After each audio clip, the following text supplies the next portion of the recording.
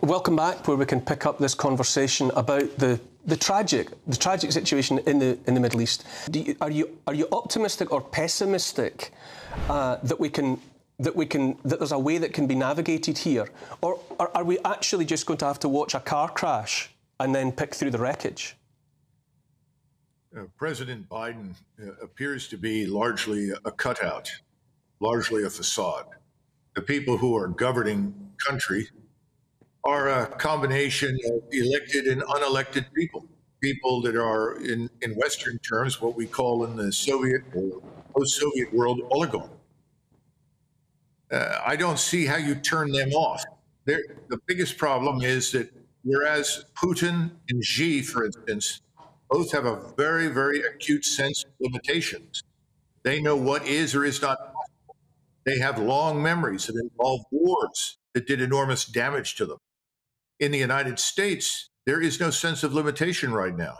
There's no sense that we only have so many resources. In fact, it's the opposite. You heard President Biden reading from the speech that was written for him. The United States of America can do anything. We can finance multiple wars at the same time.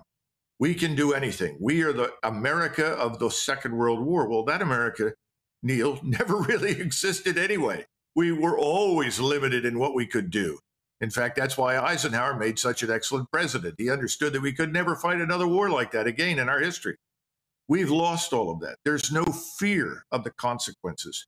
As a result, I'm not very optimistic. I think that we are going to march down this path into hell. A hell, frankly, of our own making, and one that is unnecessary. When did the sophistication and the nuance and the appreciation, as Ralph Schillhammer was saying, this idea that, we used to pay attention to one another's cultures. There was a time when there was a curiosity and there was, there was an attempt made to assimilate and to make room for. When did we lose that sensitivity to other people?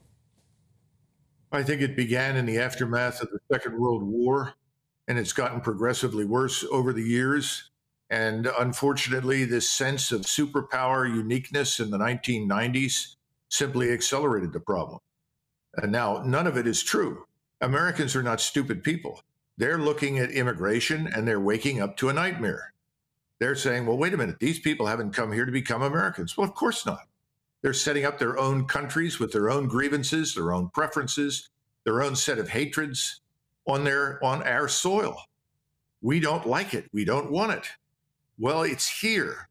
And the question that I continue to ask is, where have you been? Well, the people were asleep. They were too busy watching television, too busy enjoying the good life. And they were dismissing problems out of hand. And they listened to the propaganda. If you raise questions, well, you must be a bigot. If you don't like something, you're an anti-Semite. On and on and on.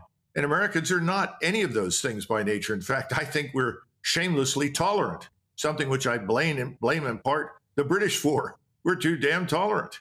And it's costing us dearly here at home, and it's going to cost us overseas.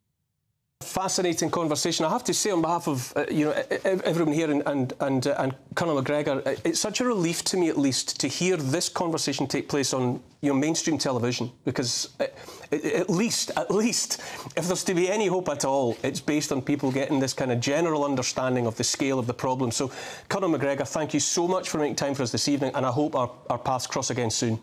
Thank you.